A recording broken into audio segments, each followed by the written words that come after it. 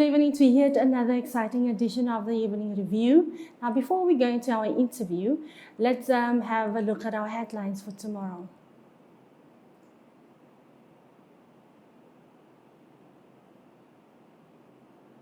Teenage pregnancy rate too high. A recent study has shown that the rate of teenage pregnancy in the country has reached proportional rates.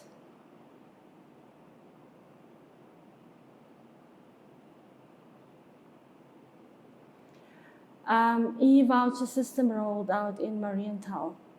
Residents are now able to receive their payments through an e-voucher system as opposed to cash payments.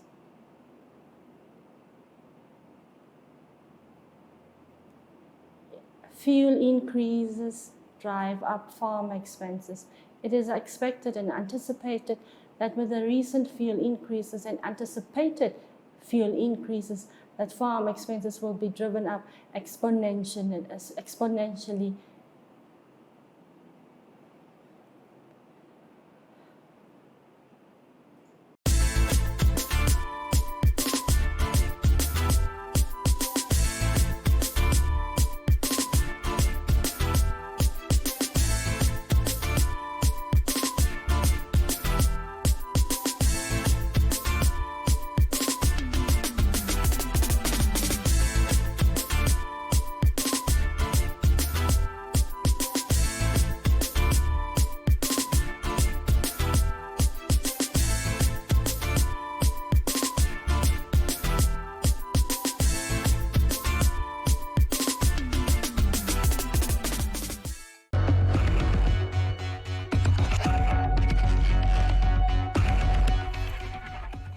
Our guest this evening is Mr. Mbakumua Hengari.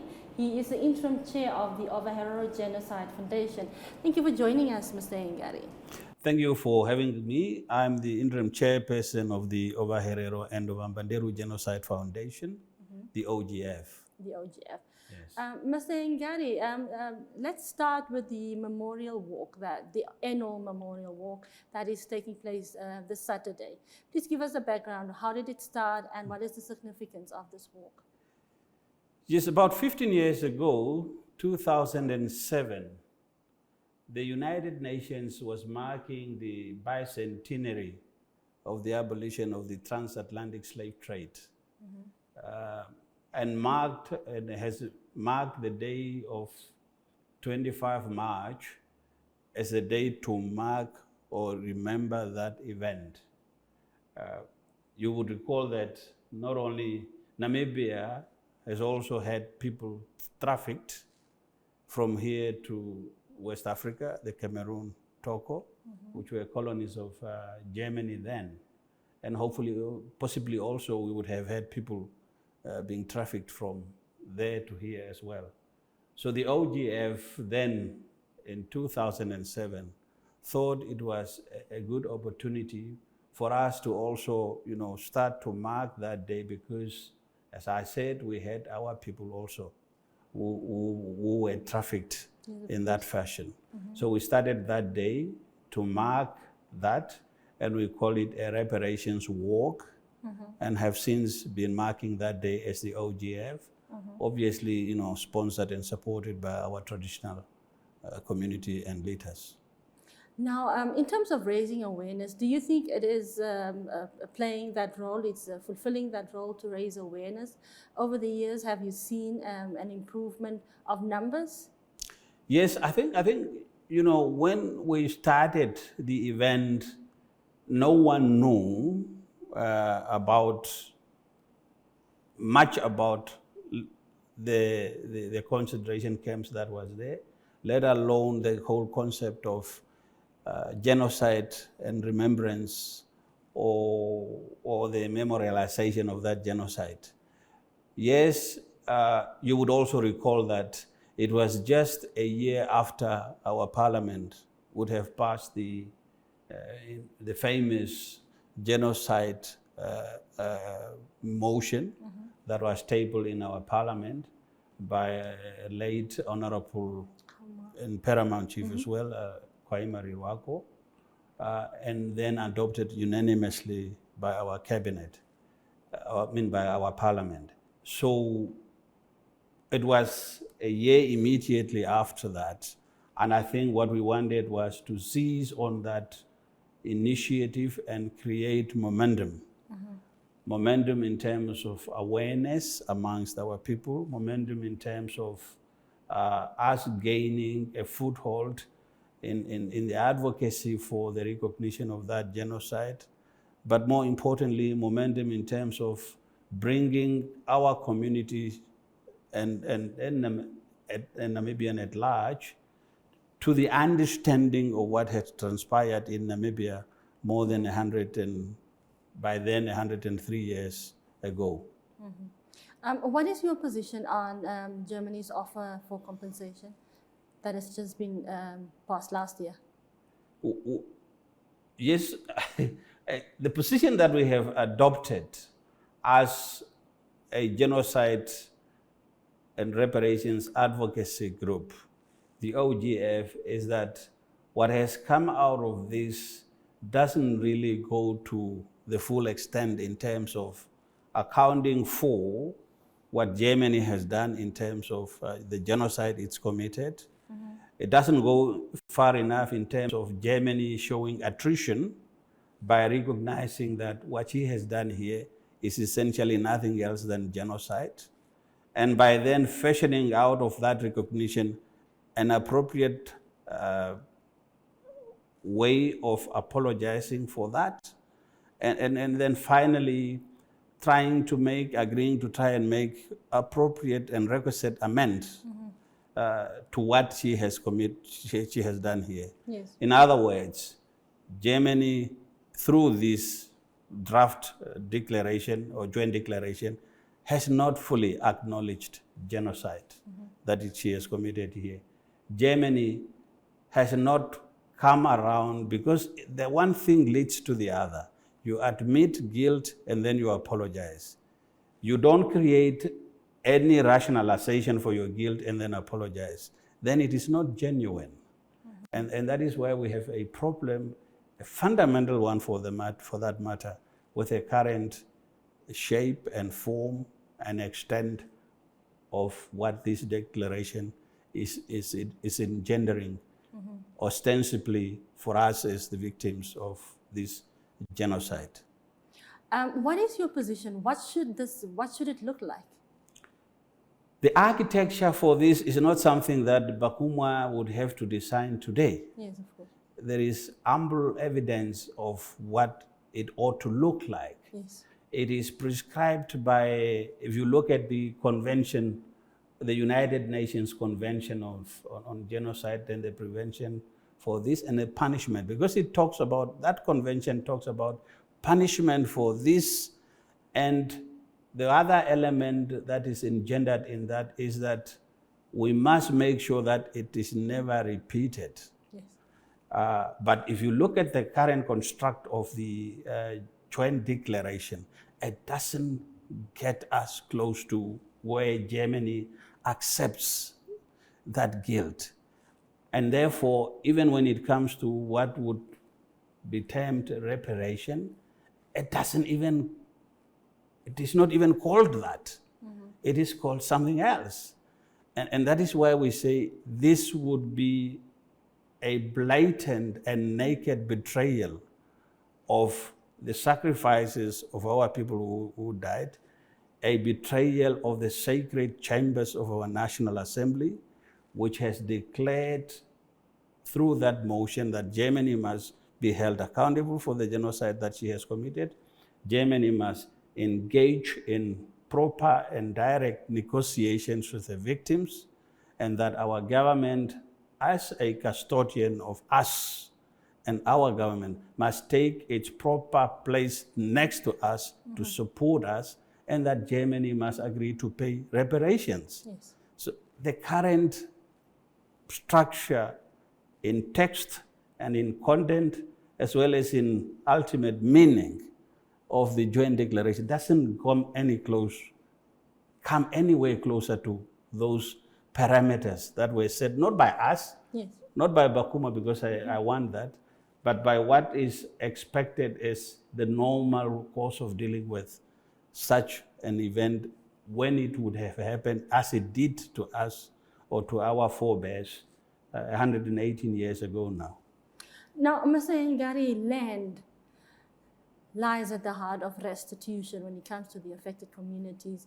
We know that 70% of our commercial land is in the hands of white Namibians, mostly Germans. What do you what is your position? What is the answer? How do you restitute people when the one party is not willing to come to the table? Land is at the core of the genocide that we are talking about. Mind you, the settlers, the German settlers, when they came here, were looking to settle. What is the first thing they did? It was by expropriating land. They expropriated land. 1895, the Hopapes area, Mbanderu, Nama areas were confiscated. 1906, there was a decree passed that was in the middle of the war, that essentially made Ovaherero brought Banderus landless because there was a decree that said they cannot and should not own land. Mm-hmm. Not only that, but also livestock. Yes. So today, 3 years ago or 4 years ago, there was a land conference in Namibia.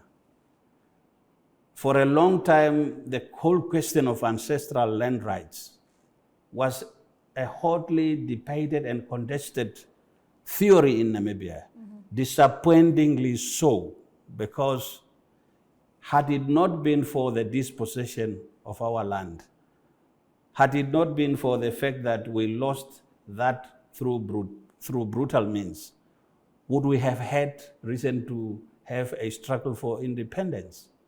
Would we have had reasons to rise up against the Germans? So land is at the core of this, and any settlement, any sort of reparations that would have to address that. Mm-hmm. It must be addressed. It cannot be. How exactly do you want? What exactly is that you foresee Germany to undertake to address, in particular, the land issue? We have a state yes. of Namibia. To the extent that we have now moved, and I hope the land conference, the second land conference, has moved us closer to the reality of accepting that the concept of ancestral land is not alien. Yes. Was created by the advance of the War of Resistance of 1904 to 1908 and the subsequent genocide that ensued. Yes. That land was in fact lost. Namibia at independence, or through the drafting of our constitution, was alive to that reality. That is why you find in Article 23 in our constitution that talks of, that implores the government to come up with policies that would affirm. Because as I said, in 1906, it was criminal, decreed to be a crime to own land and livestock. Mm-hmm. And that, from that period to 1989 when we got independence, nothing was done in between to rectify that. Yes. And that is why it was felt that Namibia at independence through the constitution must come up with policies to rectify that. The affirmative action programs that were created, not only for land, but in all other social sectors of our economy, but particularly on land, mm-hmm.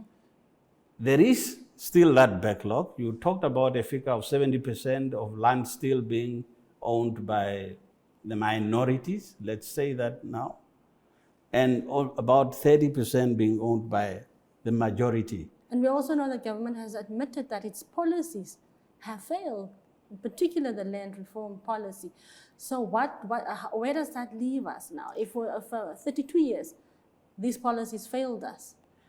It is unfortunate that 32 years into our independence, we are still in limbo in terms of being clear with a roadmap that would lead us to a position with a clear timeline where we would have said we would now have addressed this issue, because it's a question of political will, in my view. Yes, of course. It's a question of political will. Do we have the political will to address the issue or not? I am unfortunately of the opinion that we have just not garnered sufficient political will within our political elites and the body politic of this republic to address that issue. And it must be addressed. In the context of genocide, it must be addressed because restitution is one of the things that has got to be done. That's when we talk of transitional justice or restorative justice, this is one of the issues that has got to be addressed within the context of reparations. Now, a torchbearer of the genocide fight, Ms. Ida Hoffman, recently said that the infighting of traditional authorities, traditional leaderships of the affected communities are affecting the fight of genocide badly. We now also know there's a legal tussle with the OTA, and there's fears that it will put the genocide fight on the back burner. What are your views? It is a very startling, sad reality that when brother and sister or brothers do not walk together or work together, it does compromise the stability of the family. It is sad indeed, and I think what Honorable Ita said could not be refuted. But what I think is also true is that despite and in spite of the differences, we must keep moving. We cannot stop for a moment to wait for us to unite. We must keep moving as long as we continue on the same trajectory of trying to prosecute this cause for the recognition of our genocide, and this cause for Germany to come and apologize, and the cause for an appropriate and requisite compensation or reparation to be paid, so that the transgenerational poverty and trauma that we have suffered gets cleared, so that we can once again start to walk tall and high with our heads in the air as people who have reclaimed our lost dignity. And so we must keep going despite what we are. These are challenges within us. It is true, it does in some ways weaken us. We cannot argue that away or try to be indifferent to that. Speaking about keeping going, there's been a stark absence of young people at events commemorating the genocide, or even panel discussions, press conferences, even in the setup of traditional leadership. What do you make of this? And whose role is it to get the young people involved? It is our role as the elders or the middle-aged. I always believe I'm still young. It is our role to involve, to engage, to invite, and to educate our young people that the struggle that we are in now for recognition of this genocide and reparation for that, it's not about us today. It is about the next 2 or 3 or 4 generations. And that can only be transmitted through the next generation after me and the one after that one. So we are acting, or should be acting and serving, as a transmission mechanism or a belt. Our role, therefore, one of our challenges is to inculcate a sense of ownership, belonging into our young people. And this is not only for the descendants of the victims of this genocide, it is for Namibians. Because if one part of your body is aching, even if it is just your toe, you are not able to function completely or fully during the day. So Namibia must own up to this genocide. Namibia must be motivated to face Germany with the victims as part of them. We must move to embrace this as a cause of Namibia. It doesn't mean that if we do that, we should deny the victims their right to claim what is theirs.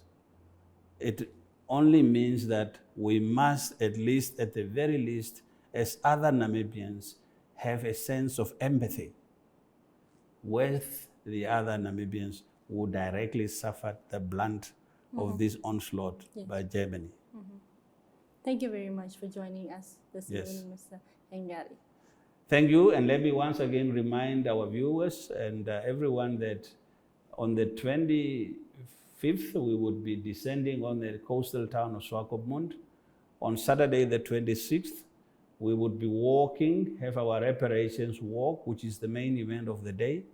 We would start walking from the site of the concentration camp in the Swakopmund area and walk towards the stadium in Veneta. So come all, let's join in there and have make this a memorable day. Thank you. Thank you.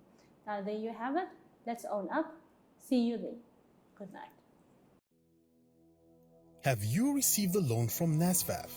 NSFAF loan is the same as any other loan. It must be paid and settled. NSFAF has a set of guidelines on how you can repay your loan and become debt-free. Therefore, it is important that you, a former beneficiary and a responsible Namibian, show your patriotism by helping pay back your loan and thus helping NSFAF become a revolving fund for the benefit of future potential students. By failing to pay back your NSFAF loan, you risk being blacklisted or having a court order against you. So arrange with the fund to pay back your loan today. For more information on how you can repay your loan, visit our website at www.nasfaf.na or visit our Facebook page or Twitter. Do the right thing and #paybackthemoney.